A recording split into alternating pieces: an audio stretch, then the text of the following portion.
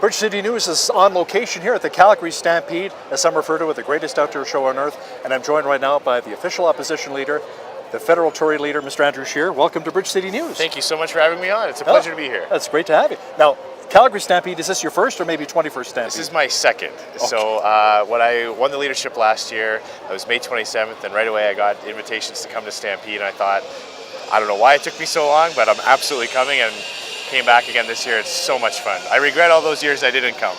How many mini donuts have you had so far? I will not comment on that. Okay. That is private information I will not disclose. But now, you were born and raised in Ottawa. I mean, you've been in politics since you were about the age of 25, but now you're representing Saskatchewan and Regina. So are you Riders or Red Blacks? Well, there is only one acceptable answer. If you're going to hold public office in Saskatchewan, you must adopt become a member of Rider Nation. And it actually was kind of easy for me because, unfortunately, the Ottawa franchise has come and gone. Right. And when I moved to Saskatchewan, soon after that, the Ottawa franchise folded. And I just fell in love with Rider Nation. The culture around the CFL in Western Canada is exciting and amazing, but in Saskatchewan, it's extra special. You bleed green. Absolutely, yeah. Okay. And game day in Regina and all over the province, everyone's wearing their jerseys, everyone's getting excited for it, and I love being a part of it. Now, you've been in politics since about the age of 25, and now you're the leader of the official opposition, the leader of the federal Tories here in Canada. Tell me about that journey. It's just, when I moved to Saskatchewan, I had always been involved in politics before. I had a passion for it for a young age. I blame my dad for that. He got me interested in public policy and reading the newspapers, and we'd have lots of conversations about what was going on in the world. So I started volunteering on campaigns, as a teenager. And when I moved to Regina, I started helping out with the Saskatchewan Party, which was then trying to defeat the NDP, and met a lot of great people. So I ran myself in 2004 and have represented Regina Capel ever since. Just a fantastic honor for me to be able to sit in the House of Commons representing that riding and standing up for Saskatchewan. And Speaker of the House of Commons from 2011 to 2015. And after the 2015 election, when we lost, I had some colleagues say, would you consider running for leader? So I spent a bit of time thinking about it, kind of testing the waters a little bit. Took the plunge a couple of years ago now, and here we are. It worked out. A lot of people came together to help out, and I'm just so honored to have this trust placed in me by Conservative members. Okay, let me ask you something now. You've got the choice of one of three vehicles. You've got a 69 Fastback Mustang with a 428 Cobra Jet, okay, a 70 Cuda Ragtop with a 426 Hemi, or a 67 Chevrolet SS with a 396 Big Block. Which one are you choosing? And don't be like Brian Jean and say a Ford Fairlane, okay?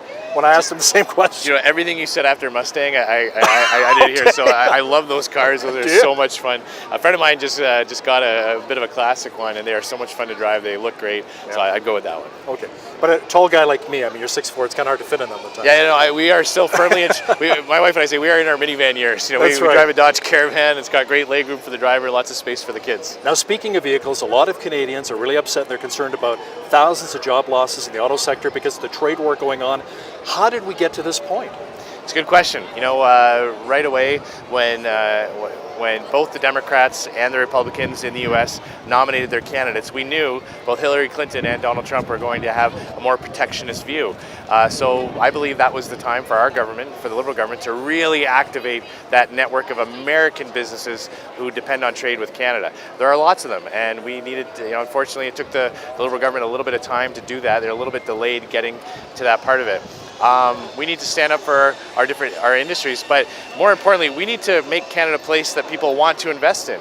I was just chatting with an individual here in the natural resource sector who told me that $100 billion has left the natural resource sector in Canada. So there are fewer and fewer voices around the table in the United States clamoring and fighting to keep that access to Canada. They're making those investment choices to put their money in the United States or Europe or other places where they have a more welcoming climate for investment. And that's weakening our position to get a good trade deal. Well, even Harley-Davidson, they talked about moving their plant now to Europe now because the European Union, all the tariffs on the Harley bikes now too. So and that's the thing. In a trade war, nobody wins. Right. Tariffs do damage to both countries. So we have a situation right now where the United States imposed unilateral tariffs on our steel and aluminum, and the Conservative Party said, hey, in order to have a level playing field, we do support the idea of having countervailing tariffs on those two specific issues. But we should all be focused on how to de-escalate this because we don't want to have a tit for tat and a one-upsmanship. We need to find a way to get this back down to free and open trade between our two countries. Are we going to get a NAFTA deal done? I don't know. It's or bilateral agreements. But that's what Trump wants right now, right? Bilateral with Canada and Mexico. Perhaps it's difficult to determine exactly what the president wants at over a prolonged period of time. I don't know. The government hasn't invited, Justin Trudeau hasn't invited me to be a part of the negotiations. But Stephen Harper did go to Washington, so maybe a little bit of a play in there, right? And I have gone too, and when I've gone and brought Conservative members of Parliament with me, we've always presented that united front, standing up for Canada. Here at home, we criticize the Liberals for when we think they're not doing their job or when they're missing opportunities. Unfortunately, sometimes politics gets into these things, and perhaps it's good for a politician to have a prolonged trade irritant for domestic politics, and that works on both sides of the border. We have to keep our eye on that as the opposition to make sure that if there are progress that can be made, we have to make sure the government's actually doing that. That's our role, is to make sure the government's doing its job to get that deal signed. Now, speaking of the border, still a lot of illegal immigrants crossing from upstate New York into Quebec, and even in Toronto right now, they're putting them up in some of the dorms at the colleges in Toronto to accommodate a lot of these illegal refugees or the immigrants coming in. There has to be a solution here. There absolutely does have to be. And the reason why it's so urgent is because it threatens the integrity of our free and inclusive and welcoming immigration policy. Canadians, we pride ourselves on letting not just letting, but welcoming people and celebrating people from all over the world, from every different corner of the globe, from every background. And in order to do that, we have to make sure that it's done in an orderly way. And what's going on at the border is that people are crossing into Canada from a safe country. I've been to upstate New York. I've been to North Dakota. You're not being persecuted for your religion or for your race or for your ethnicity in those places. Meanwhile, there are legitimate refugees in refugee camps throughout the Middle East and Africa that now have to wait longer because some people are just skipping the line and crossing over illegally. To date, Justin Trudeau has done nothing about it. Worse, he started it. He had that famous tweet where he said, "Hey, all are welcome." Well, people took him at his word. We've been putting forward a variety of ideas as to how he can stop this. So far, he hasn't taken our advice. All he's done is thrown more money at the problem. I don't think Canadians just want to see more money thrown at it to deal with it. They want to see the illegal crossings stopped, and that's what we're urging the government to do. There's a bit of an opioid crisis happening in our country right now, especially in southwestern Alberta where we're located. I mean, it's getting really, really out of hand. What can the federal government do, in your opinion, to help a lot of municipalities and a lot of provinces with this epidemic? It is becoming, it is becoming a crisis in many communities, and I've had the opportunity to tour some of the facilities in British Columbia where it's prevalent, not just in the Lower East Side of Vancouver where there are lots of issues around substance abuse, but also in treatment centers in suburban areas where families have been affected by this that don't fit the normal patterns of as to drug abuse. We're talking about stable homes where loving families providing support to their children, and for one reason or another, a young person maybe deciding to try another drug that is laced with fentanyl or an opioid, or for some reason getting into these very hard drugs. But also seniors that are addicted to a lot of opioids as well, painkillers. There is that as well. It's a multifaceted problem. So this is something that we're going to be talking about at our convention. We've been calling on the government to put some real dollars into a national strategy. In our view, we're not satisfied with the level of support they're giving this. I think the fundamental difference between the Conservative approach and the Liberal approach is the Liberals are focusing on what they call a supervised injection or so-called safe injection. We don't believe that there's any such thing as safe injection. We believe that the goal should be getting people off of drugs, and that we should have a greater focus on rehabilitation and on recovery. And maintaining someone in their drug addiction is not really a good public policy goal. We can absolutely look at that person with compassion and say, hey, look, this is a human being. This is one of our brothers or sisters that we have to take care of, but it can't just be on maintaining their addiction. It has to have that other piece to it, which is rehabilitation, recovery. Counseling. Exactly, yeah. Okay, speaking of drugs, pot, recreational use marijuana set to become legal on October 17th. Have you ever toked? Have you ever let out? So as I said, I've answered this question a couple times. When I was in university, way back, yes, okay. yes. But that being said, I don't believe it should be legal. We voted against it. Let me ask you something. How are bylaw officers going to enforce 4 pot plants per household? Are they going to be knocking on every door in every community? How is that enforceable? This is a great question. I wish Justin Trudeau would answer it, because this is a big concern that the provincial premiers have raised, and mayors say, listen, we have concerns about this. It's one thing to change the laws, but if you're ignoring law enforcement, health experts, premiers, then you've got a problem. And the concern around home grow is a big one.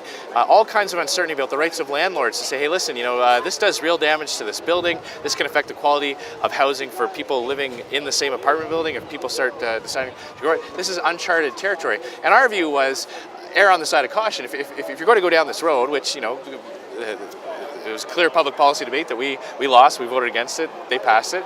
For heaven's sake, at least do it in a way that takes into account these very legitimate concerns.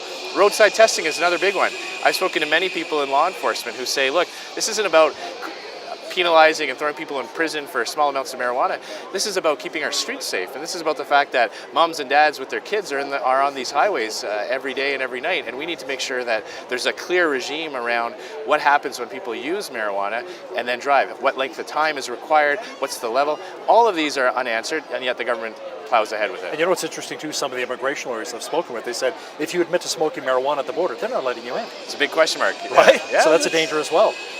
Now, you've made a lot of inroads, it looks, recently. I mean, you won that by-election in Quebec, which is wonderful. I mean, for the Conservative Party, you've made that. And you're making some inroads in Ontario as well. What do you have to do to take it to that next step? I mean, the Conservative Party is very strong out west, Alberta, Saskatchewan, the Prairies, and of course British Columbia. But what do you have to do to take it to that next level? To try and win Ontario and Quebec? Because a lot of people argue, once you win Ontario and Quebec, you're going to form the government, before it even makes its way out west. There's a lot of things that, first of all, any leader of the opposition spends a lot of time trying to figure this out. What is a lot of time in those ridings. A lot of time in those ridings. A lot of time. Look, we have to go back to places we lost. We used to hold seats in Atlantic Canada. We got shut out there in the last election. But what that tells me is that there's a base to work with. That there are ridings that normally Conservatives win, and we should start there. Part of it is about continuing to introduce me to Canadians. The Prime Minister gets media attention anytime he likes. He can just, call a news conference, everybody comes and covers it. The leader of the opposition has to work a little bit harder.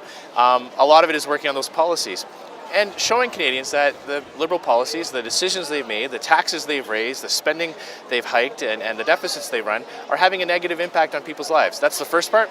The second part is providing that alternative. And that's going to start after our convention in August. We're going to be putting our policies together and unveiling a series of them in advance of the next election that I'm confident will captivate the imagination of Canadians. Some political science professors I've interviewed in the past, they said, Andrew Scheer is doing a fine job, but he's not as charismatic as Justin Trudeau. He really has to get out there and show a little more personality at the same time. So how would you address that? How are you going to say, I can learn how to play the keyboard and sing like Stephen Harper used to, right? I can do that. Play a little guitar, maybe? I'm going to tell you, I'm going to keep my shirt on for this entire interview and beyond. I'm not going to try that. That might have been a shot, but okay. Look, I am who I am. I've got my own style. I think if I tried to be anything I wasn't, it would come off as being very fake. We do have an international celebrity prime minister who gets a lot of media attention, a lot of clicks just for what he's wearing or sometimes what he's not wearing. I'm going to continue to just introduce myself as who I am and what I believe in. I'm the father of 5 wonderful children. I'm someone from Ontario that has a seat in and a home in Saskatchewan. Bleeds green. Right. And I believe I can bridge that divide that is sometimes there between East and West. And I've got a positive vision for the future. So I'm going to do that. And at the end of the day, it's up to Canadians. Some Canadians vote based on what the personality of the leaders are. Others look for substantive policies. I believe I can offer both of those things to Canadians, and we'll see. A lot of Canadians also have a problem with the fact that we have a so-called feminist prime minister who has some groping allegations against him right now from 18 years ago, 2000, from a BC newspaper reporter. What are your thoughts on that? Well, these are very serious allegations that I believe the Prime Minister has to address. He has set his own standard. He has been very clear as to how he has handled this with other members of his caucus, how he's handled, taken disciplinary measures for other people in his own party. He's established that. He's been very clear on what his views on this, and now he has to explain to Canadians how he's holding himself to those very same standards. Mr. Andrew Scheer, thanks so much. Enjoy the rest of the Calgary Stampede. Thank you very much. Thanks for being on Bridge to D News. Appreciate it.